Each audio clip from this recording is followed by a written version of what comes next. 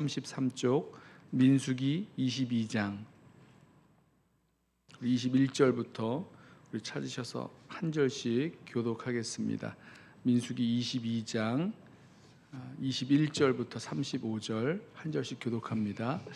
발람이 아침에 일어나서 자기 나귀의 안장을 지우고 모압 고관들과 함께 가니 그가 감으로 말미암아 하나님이 진노하심으로 여호와의 사자가 그를 막으려고 길에 서니라. 발람은 자기 나귀를 탔고 그의 두 종은 그와 함께 있더니 나귀가 여호와의 사자가 칼을 빼어 손에 들고 길에 선 것을 보고 길에서 벗어나 밭으로 들어간지라. 발람이 나귀를 길로 돌이키려고 채찍질하니 여호와의 사자는 포도원 사이 좁은 길에 섰고 좌우에는 담이 있더라. 나귀가 여호와의 사자를 보고 몸을 담에 대고 발람의 발을 그 담에 짓누름에 발람이 다시 채찍질하니 여호와의 사자가 더 나아가서 좌우로 피할 데 없는 곳에 선지라. 같이 세 번을 때리느냐. 발람이 나귀에게 말하되 네가 나를 거역하기 때문이니 내 손에 칼이 있었다면 곧 너를 죽였으리라. 나귀가 발람에게 이르되 나는 당신이 오늘까지 당신의 일생 동안 탄 나귀가 아니냐. 내가 언제 당신에게 이같이 하는 버릇이 있었더냐. 그가 말하되 없었느니라. 그때 여호와께서 발람의 눈을 밝히심에 여호와의 사자가 손에 칼을 빼들고 길에 선 것을 그가 보고 머리를 숙이고 엎드리니 여호와의 사자가 그에게 이르되 너는 어찌하여 내 나귀를 이같이 세 번 때렸느냐. 보라, 내 앞에서 내 길이 사악함으로 내가 너를 막으려고 나왔더니 나귀가 나를 보고 이같이 세 번을 돌이켜 내 앞에서 피하였느니라. 나귀가 만일 돌이켜 나를 피하지 아니하였다면 내가 벌써 너를 죽이고 나귀는 살렸으리라. 발람이 여호와의 사자에게 말하되 내가 범죄하였나이다. 당신이 나를 막으려고 길에 서신 줄 내가 알지 못하였나이다.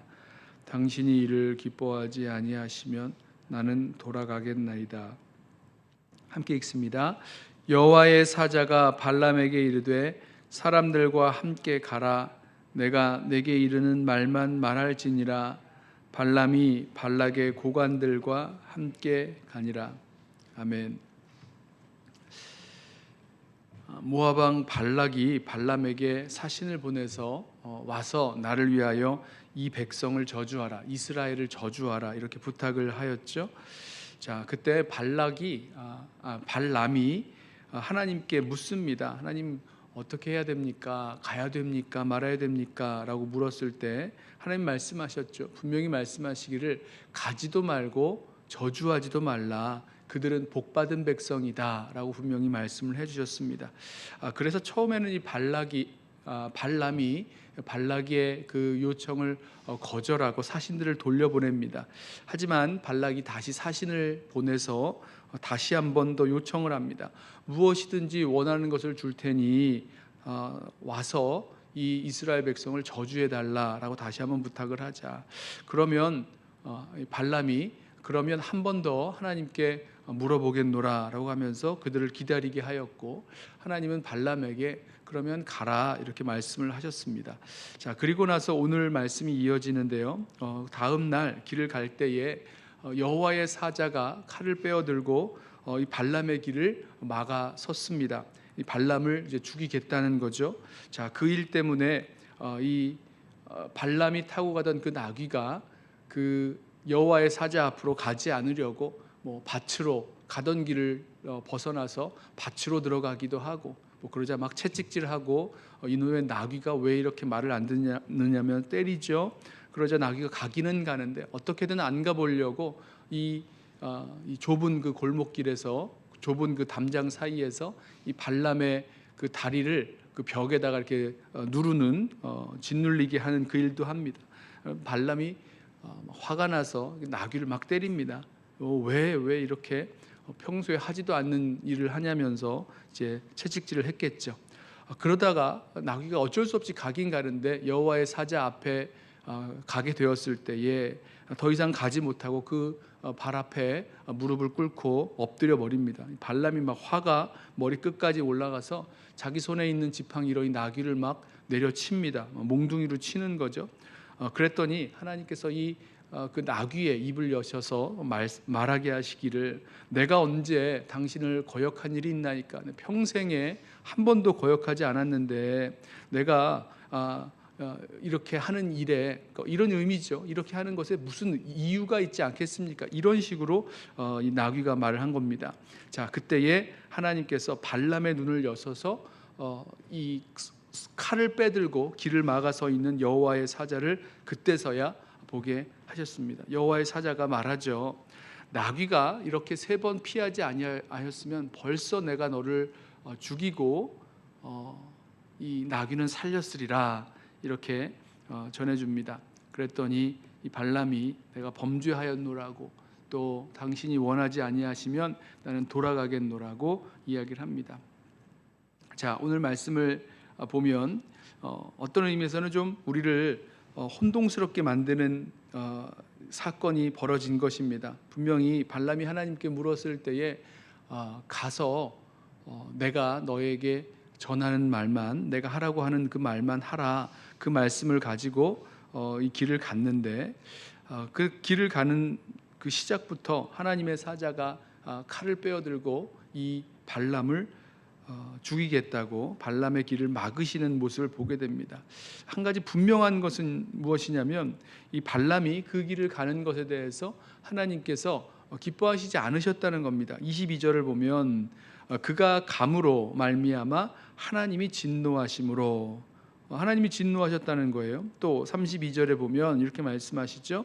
32절 후반부에 여호와의 사자가 말씀합니다. 보라, 내 앞에서 내 길이 사악함으로.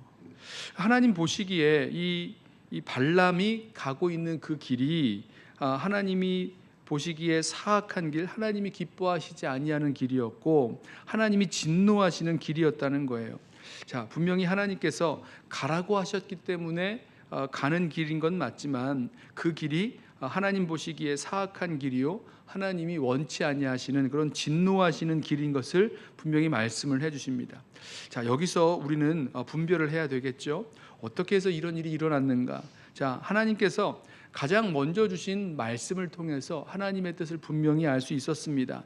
하나님께 물었을 때에 가지도 말고, 함께 가지도 말고 가서 저주하지도 말라, 이스라엘 백성은 복받은 백성이다 라고 분명히 말씀하셨음에도 불구하고 다시 하나님께 물어보겠노라고 했었던 이 발람의 그 마음, 이 불순종의 여지를 남겨놓은 마음인 거죠. 자, 여기서부터 시작되었던 것입니다. 여러분, 하나님께서 가라고 하셨지만 이 발락과 발람의 악한 그 일들을 통해서 하나님께서 반대로 나타내실 하나님의 계획과 하나님의 일이 있으셨던 거죠. 그래서 가라고 허용하셨습니다. 여러분 생각해 보십시오. 분명히 가서 저주하지 않을 텐데, 맞죠? 하나님 말씀하셨습니다. 가지도 말고 저주하지도 말라, 이스라엘 백성은 복받은 백성이다 라고 분명히 말씀하셨어요. 그리고 가라고 말씀하실 때에도 가서 내가 너에게 하라고 하는 말만 하라 라고 말씀하셨으면 이 발람은 알았습니다. 가서 분명히 저주할 수 없을 거예요. 저주를 부탁해서 저주하기 위해서 가는 길인데 저주하지도 않을 것이라면 왜 따라가야 됩니까? 왜 가야 됩니까? 말이 안 되는 거죠. 그런 의미에서 발람에게 있어서 이 길은 가지 말았어야 할 길, 하나님께서 원치 않으시는 그런 길이었다는 것을 분명히 알 수 있었을 것입니다. 그럼에도 불구하고 발람이 왜 이 길을 선택했고 이 모압의 그 사신들을, 모압의 고관들을 따라서 그 길을 갔을까? 성경에 나오진 않지만, 분명히 나오지 않지만 이 발람의 그 마음에 어떤 탐심이라던가 또 이 뭔가 다른 목적에 자기 자신을 위한 목적을 가지고 있었던 것 같은 생각이 듭니다. 이제 후에 이 발람에 대해서 성경이 평가하고 말씀하고 있는 것들을 우리가 고려를 해보면 분명히 발람의 그 마음에는 하나님께서 원치 아니하시는 그 길을 갈 때에 탐심이라던가 자신이 어떤 이루고픈 다른 목적들이 분명히 담겨 있었던 것 같습니다. 악한 목적이 담겨 있었다는 거죠. 자, 저와 여러분은 우리 이 발람의 이 모습을 보면서 발람의 탐심이든 또 다른 이기적인 그런 목적을 가지고 발람이 움직였던 우리는 하나님의 뜻을 분별하고 순종하는 길에 있어서 얼마나 순전한 마음으로 정말 진실된 마음으로 주님 앞에 순종해야 되는가에 대해서 다시 한번 우리 이 말씀을 통해 모범을 삼기를 원합니다. 하나님께서 주신 그 말씀과 명령이 있음에도 불구하고 다시 한번 하나님께 물어보겠노라며 불순종의 여지를 남겼던 그 모습부터 시작해서 하나님께서 오늘도 말씀하실 때에 하나님이 진노하셨고 또 너의 길이 내 앞에서 너무 사악하다 악하다라고 말씀하셨고 또 그래서 발람이 내가 범죄하였나이다 라고까지 말할 수 있었다면 정말 하나님의 뜻을 분별하고 순전한 마음으로 그 길을 가지 말았어야 되는 거였죠. 저와 여러분에게도 이와 같은 일은 없는가 우리 한번 좀 돌이켜보길 원합니다. 하나님의 뜻, 하나님의 길 분명히 우리들에게 말씀하셨고 무엇이 하나님이 원하시는 줄 알면서도 이러저러한 이유들로 또 탐심이나 다른 목적들 때문에 하나님의 그 길을 순종하지 못하고 일종의 그런 불순종의 그런 핑계거리들, 불순종의 여지들을 만들어내고 또 그렇게 가려고 하는 것은 아닌가 우리 자신을 돌이켜 보면서 정말 순전한 마음으로 정말 진실된 마음으로 주님의 말씀 앞에 순종하고 살아가기를 원합니다. 하나님께서 가라라고 말씀하셨다고 하여도 그 말씀 속에 담겨 있는 진정한 하나님의 그 뜻, 하나님께서 원하시는 것은 무엇인지 우리 정말 진실하게 주님 앞에 서서 분별할 수 있는 저와 여러분 되기를 원합니다.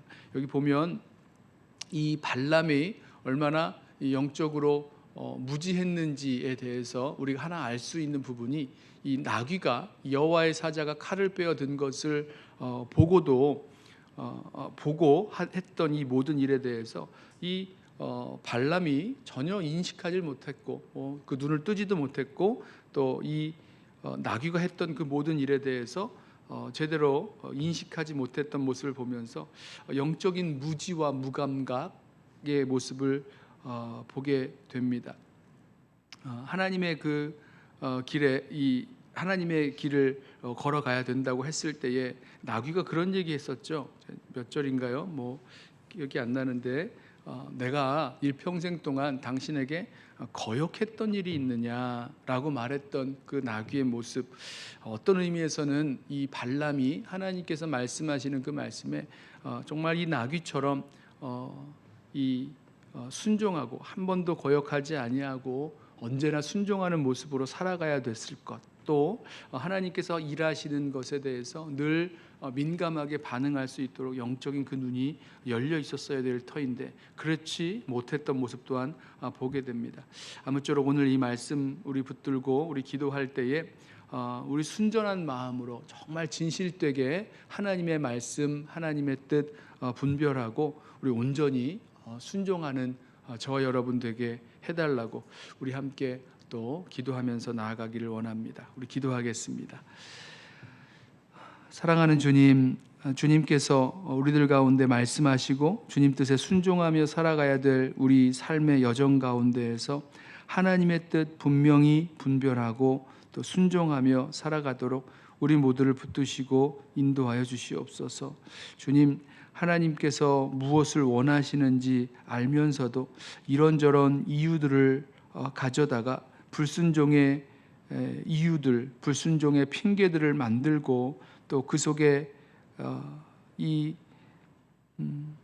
내 탐심과 내 목적을 이루기 위해서 하나님 그렇게 하나님 원하시지 않음에도 불구하고 그 길을 가려고 하는 우리들의 모습들 주님 제대로 볼 수 있는 눈 열어주시고 또 하나님께서 막으시는 길임에도 끝까지 그 길을 가게 되는 이 발람처럼 어리석은 자 되지 않도록 우리 모두를 붙들어 주옵소서. 주께서 말씀하시면 가기도 하고 또 멈추어 서기도 하고 또 주께서 말씀하시면 모든 일에 온전히 일평생 변함없이 순종하며 주님 따라갈 수 있도록 우리 모두를 붙들어 주옵소서. 영적으로 깨어서 민감하게 주님의 뜻 분별하고 주님의 인도하심에 우리 변함없이 순종하며 따라가는 우리 모든 성도들 되게 하옵소서.